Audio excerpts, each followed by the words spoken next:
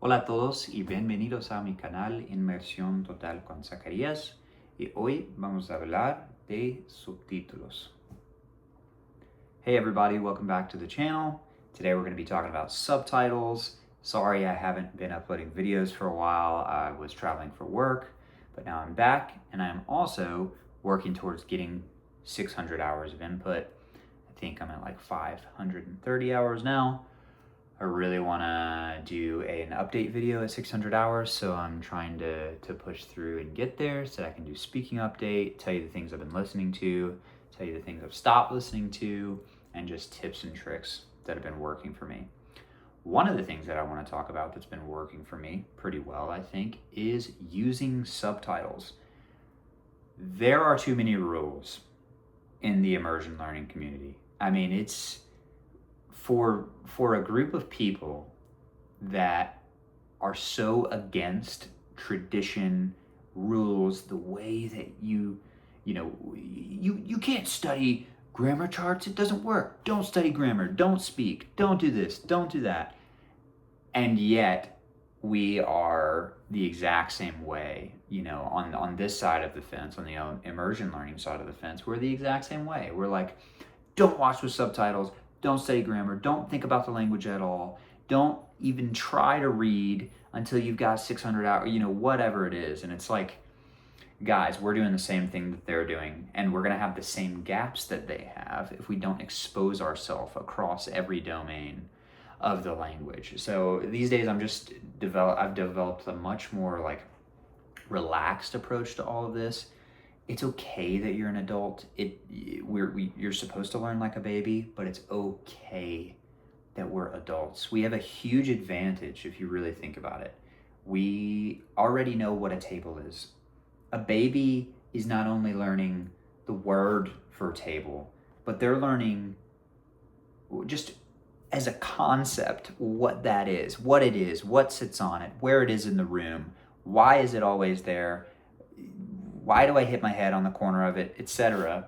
And it's like they have so much more going on than we do when it comes to actually figuring out how language applies to the universe. Whereas we really just need to learn the sounds, we need to learn how they apply in context, and we need to hear it enough so that we can, obviously put the puzzle together, and the grammar will come as we hear native speakers.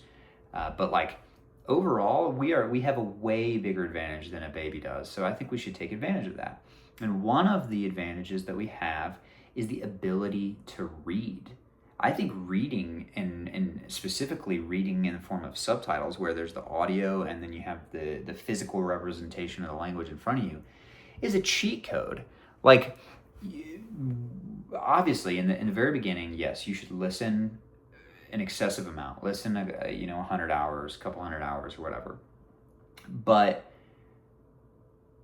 when you can learn to read, I feel like the language unlocks itself, because you are now able to see the language laid out in front of you. Like I said, a physical representation of the language. For example, I want you to think about this sentence: the car is blue. Like, close your eyes and think about that sentence. The car is blue. Are you imagining the raw sounds that make up that sentence? Are you thinking of the sounds, or are you thinking of the words? The car is blue. When I think of that sentence, I'm thinking of the words, the physical representation of the language in front of me, the structure, what the car is blue looks like, and then I'm almost reading it out to the world. I'm almost speaking it out of what I know the physical nature of what that sentence is and means. So I think you're double learning when you're hearing the language and then you're also able to read. Obviously, you have to learn how to read. English to Spanish, that's really pretty easy once you learn how to make all the vowel sounds and the consonants. Like, it's pretty easy to read Spanish as an English speaker once you learn the sounds of the letters. But like, I think it's great. And also, it helps with something that's really been helping me with is the reflexive part of the language. When there's like these like super complicated strings of things that I hear all the time, I'll hear de lo que, or I'll hear like te has, espero que te hayas gustado, or you know, like there's all these reflexive happenings where it's like, okay, it's happening to this person, but then the verb is related to the person that is saying it, and you know, obviously a Spanish teacher would be like, yeah, obviously, you know, it's this, that, and the other. But for those of us that are learning through immersion, we can still pick up on the fact that, like, okay, they're talking about this person, but then the verb is relating to themselves, or the state of being is relating to themselves, but it's happening over there, it's happening to us, it's happening to them. And when you can just like, one of those like really complicated like reflexive sentences, when you can just read it and you're like, okay, there's the you part, there's the me part who's like speaking it, you know, that all like clears up pretty easily, and it unlocks that. And so that when you hear people speaking it, or when you hear it written out, or when you see it written out, excuse me, it just begins to unlock that, and your brain starts to understand that, like, okay, this is the general pattern. It's not some big scary thing where it's like lo te e a as les. Like it sounds insane when you don't see it physically written out, and then it just kind of unlocks from there, and it's demystified. And now when you go to speak, if you're at a point where you're speaking, I like to speak, you're now going to be able to kind of use that framework. And of course the input, all of the immersion that you're doing, the hundreds of hours, are going to like reinforce. You're like, okay, I imagine the structure, imagine what this sentence looks like because I've seen it so many times. And then I'm relying on, it's like input is like having hundreds of hours of like, input is your support. Input is that voice in the back of your head when you think you're going to say something, and input's like in the back, and it's like, yes, that's it. Like yes, that is what you've heard over and over again. Just say it. Like that's what input does for us. So we still need to read. We still need to know what the language looks like on paper. And I think all of that is great, and we still need to get all of our input.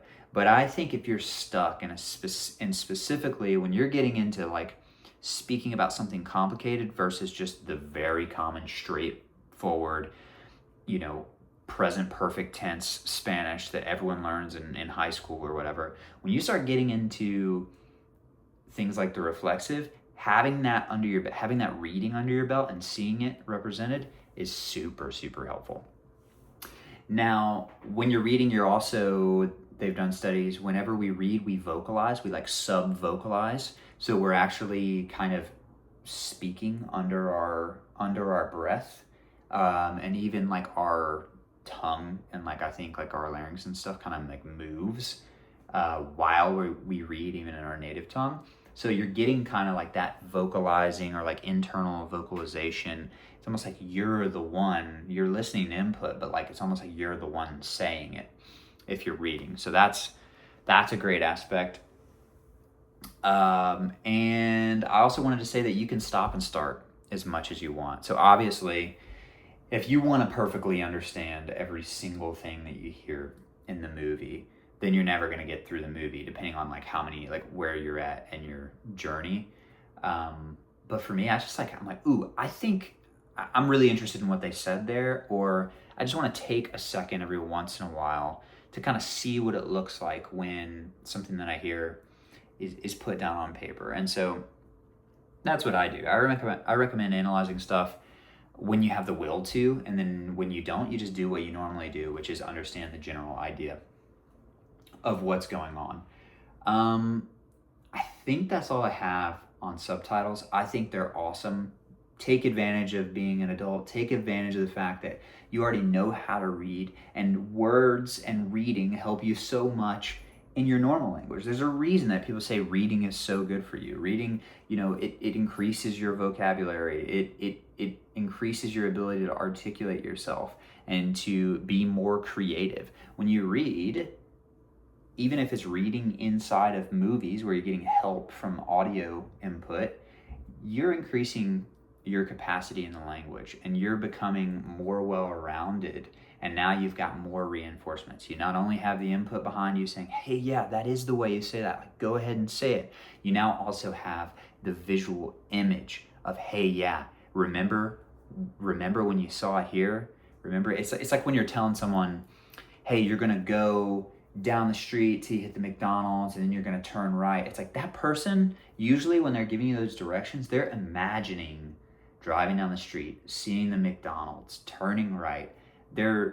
We're very, very visual creatures, and that's exactly what language is. That's exactly what written language is. So I think we should use subtitles. Obviously, everything in moderation. Obviously, practice each domain on its own. Listening, reading, writing, texting if you want to, or whatever. So all of those things are helpful, but man, watching a movie with subtitles is a really good way to pick up on some of those more complicated concepts. Espero que les haya gustado este video y nos vemos en la próxima. Adiós.